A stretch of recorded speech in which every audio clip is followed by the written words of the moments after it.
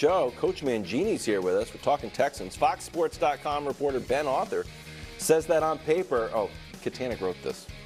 Stefon makes Houston one of the AFC's elite teams.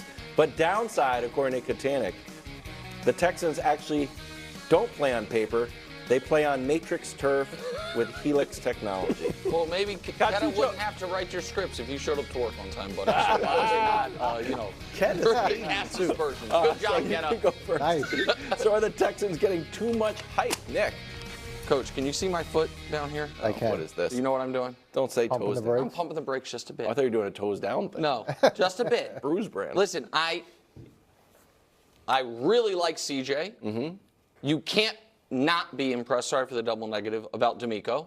And I think they are doing what you should do if you might have, and I think do have a stud quarterback on a rookie contract, which is pouring resources into the team.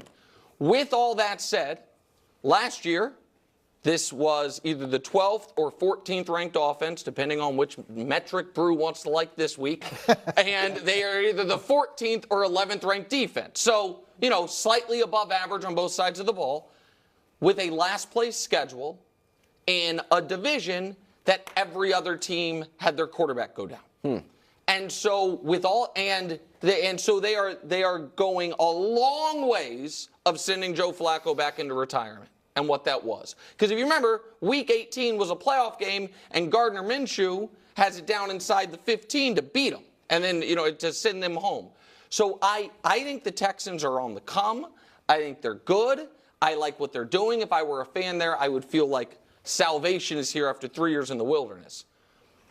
Are they real threats for the Arrowhead Invitational? I need to see a little more. So just show up. I need to see a little more. They are a little more. They think they are. I need to see a little more against a first place schedule and all of that. They are absolute threats. All right. Now I've said it from the moment they got Stefon.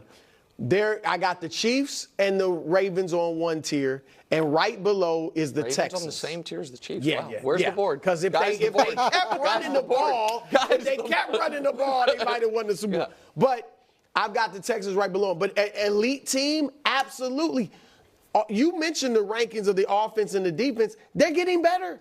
And every rookie, I've even said I want to see CJ do it for a second straight year before I crown him. But every quarterback in recent memory who has had a rookie year even close to his, Big Ben, Dan Marino, that wasn't really recent. No. Russell Wilson, Andrew Luck, Cam Newton, they all proved to be good quarterback, really good. Justin they didn't Herbert take a huge step back.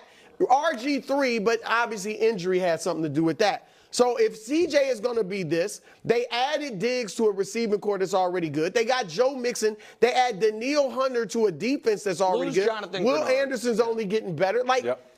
What's not to like? And the coach, D'Amico Ryans, we've seen defensive players. Antonio Pierce, I know it's early with him, but Vrabel, guys like this have some success. So, Coach, I think they are elite, and they're right in that conversation with who's going to challenge the Chiefs in the AFC. I thought what was most interesting is there's a team in Texas that said they were going all in, and there's a team in Texas that went all in. And what Houston did, first time in history, right, where they added a 1,000-yard rusher, a receiver with 100 catches, and a defensive lineman who's had over 10 sacks, and he actually had 16.5 sacks. So you go add that amount of talent to the amount of talent that they had already, it's pretty significant. In the draft, they've got 9 draft picks. They've got the 12th most salary cap space, so they can still improve the team as cuts happen after the draft. So there's that opportunity as well.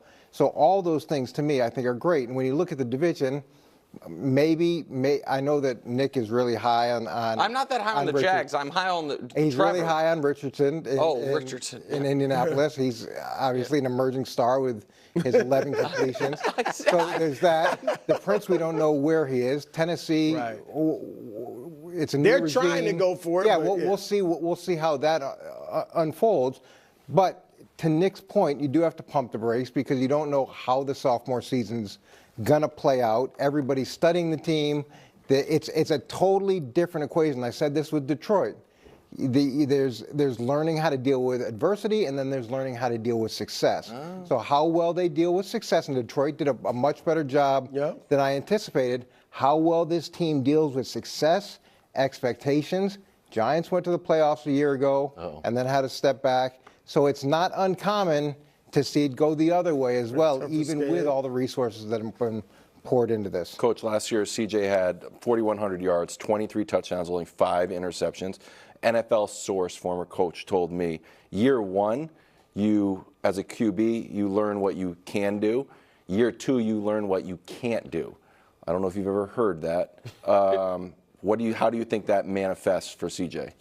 Also, coach is the one that told me that. Well, it's look, as defensive coordinators start to really study you and evaluate your strengths and your weaknesses, it's a copycat league. So whatever weakness you have, you're going to get a boatload of it. And whatever strengths you have, everybody's going to work to take that away. So now you got to see whether or not you can develop a second pitch. And as things get more complicated and as the stakes rise, how well do you respond to that? Last year, they're playing with house money. Nobody expected anything from them. Right. So everything they did was great. This year, the pressure's on. So to me, there's two teams that are in very similar buckets that people are understandably super optimistic about in both conferences. And I just feel my antennae say one of them is we're going to be like, man, what happened to them? And it's the Packers and the Texans. Yeah, I knew that. Because both of them essentially had rookie quarterbacks. Right. Both of them, as of early November, were on no one's radar. You know what I mean? I'm not talking about the quarterbacks, the teams. They were around 500, like that. And then both of them, the quarterbacks and the teams, got red hot at the end. CJ got hurt at the end. He was having a good year throughout. Won a playoff game or multiple playoff games. And now you look around come August, Super Bowl picks, and they're going to be like a trend, both of them, trendy Super Bowl, like, oh, this is my outside of the box. Yep. And I just think, I know it's kind of a logical fallacy to be like, oh, one of them's not going to reach expectations. But it feels to me like one of them is going to have, from the schedule being tougher to the teams having more tape on the quarterback to some of the young players' progression not being linear, just 5 stub your toe here. interceptions. I mean, that's too few. Too few interceptions? Is that the take? But that's what he does. I love when Nick is the voice of reason. Thank you, Coach. he's going to play 17 games and throw. Possibly. No, I'll take like the over. Aaron